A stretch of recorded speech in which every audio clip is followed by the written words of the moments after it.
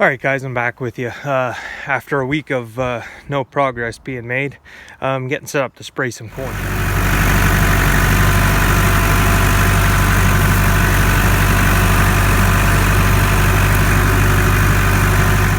All right, well, today and yesterday, I guess, would have been perfect days for drying hay. Not a cloud in the sky, and yesterday was pretty windy. It wasn't until about 8 o'clock at night that I was able to get out and start spraying some of the corn that I have to spray. And there's only one problem with that. I didn't have any hay cut for these 2 days. Was planning on it, wanted to do it. Was coming home from work on Friday.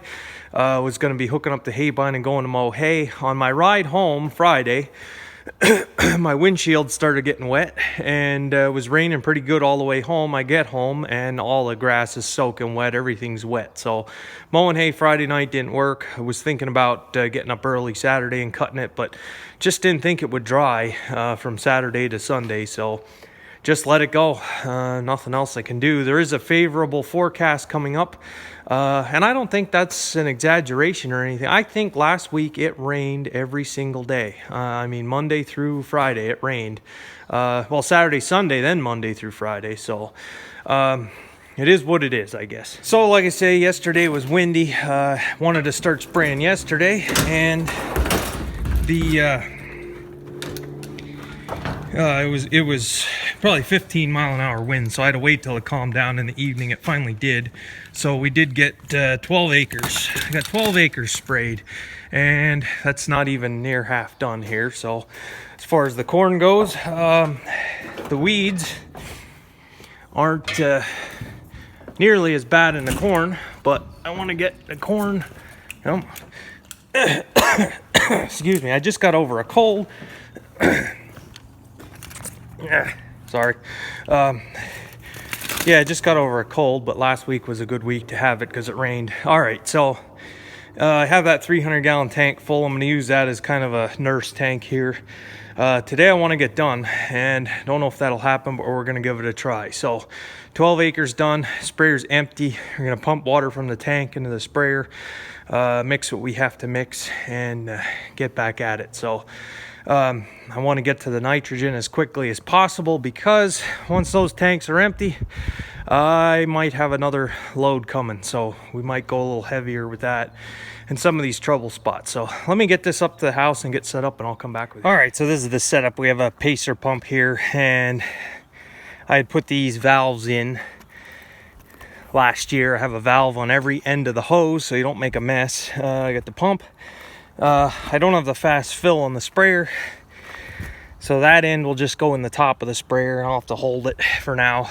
And we got our two valves here, one at the tank. So I'm actually gonna open this one and fill our pump.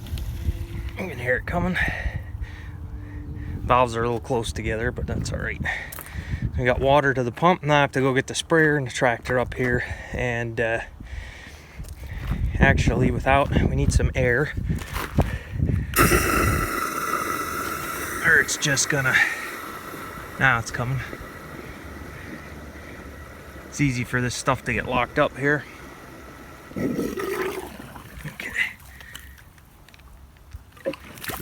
and we got water,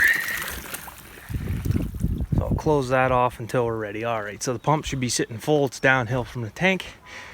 Put the hose back in the tank, let it fill, and we're good to go here. All right, so let's get the tractor up there, get the sprayer full. So a couple things came to mind the other day. Whether or not you agree with spraying or using chemicals, I mean, if you disagree, that's fine with how I'm doing things. Everybody has the right to disagree, but like I say, my channel, I'm not here to talk about politics or issues related to government, or to an extent the environment.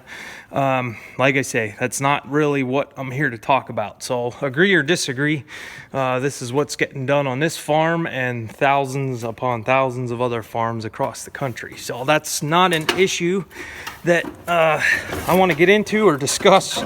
And even if I would disagree with how things are done, if somebody can come up with a way to get rid of weeds permanently, and you can still get the get enough yields off of the land, I will gladly go along with it. But until now, herbicide is the option, especially with no-till.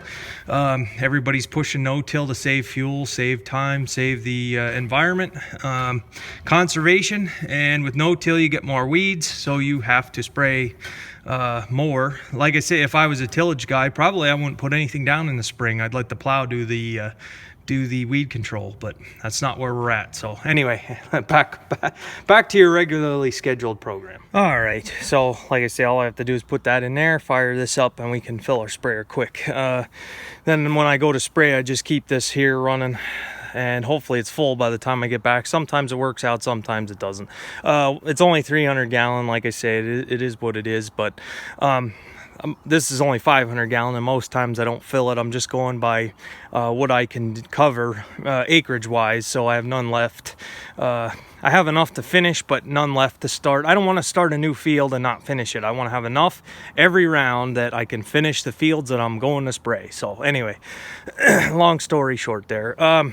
Wet spots. Wet spots are a reoccurring thing. With all the rain. Now today's the second day of dry weather. This is crap. This field here, you see the weeds came up here. That's what I'm gonna be working on, but right through there was just mud. The corn was mudded in, so it's just there's places around the farm that's like that. So I don't know if I don't want to talk too soon. There's a lot of room for error from now until harvest. I don't know if it was a good thing that 70% of my crop rotation is corn this year. I might have just got lucky, who knows, but that's what it is. The price was up, so I want to try to take care of the corn, but when you have fields like this that were mudded in and the corn never came up, I mean, that's all over the place, just wet spots. So we're gonna still try to push what's there, save what's there. I'm not the only guy that's dealing with this. I completely understand that. So it's been a thing this year and last year. I finally got a chance to catch up on some of the YouTube videos, some of my subscriptions, and I'm seeing a lot of the familiar things in the Midwest to what we had last year. So we're still wet, we still have way too much water here, but the forecast is looking good.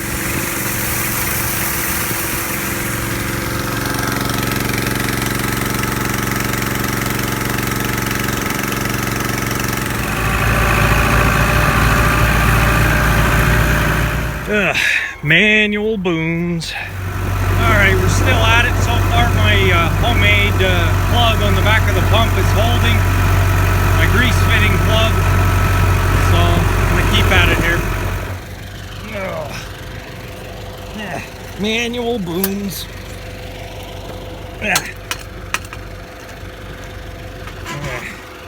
Come on. There. All right, this is load number 4 for the day, so I'm gonna get up here, get back at it. It's not a terrible day to do this, but every once in a while I get a wind gust. Otherwise it's calm. It's calm, and then you get short gusts of wind.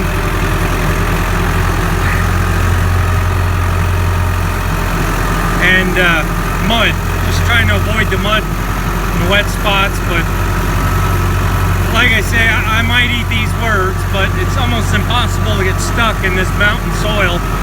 You can sink down a little ways, but there's so many rocks in the soil. You have a platform to sit on. Even if you're 6 inches in the mud, you'll hit something eventually. I might eat those words, but it's hard to get stuck. Ugh. Manual booms. I gotta stop here a minute.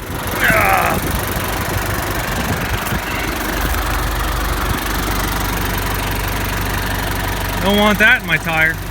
I think it's coming soon. Alright, make sure you're going here. Yeah, I think there's a deer massacre on the way pretty soon here if some of these deer don't start getting cleaned up. Load number 5, manual booms again. right, guys, I'll leave it there. Right, wrong, or indifferent, the 2019 corn crop is sprayed. It's like 6 loads here, and see what it does, see how it works out.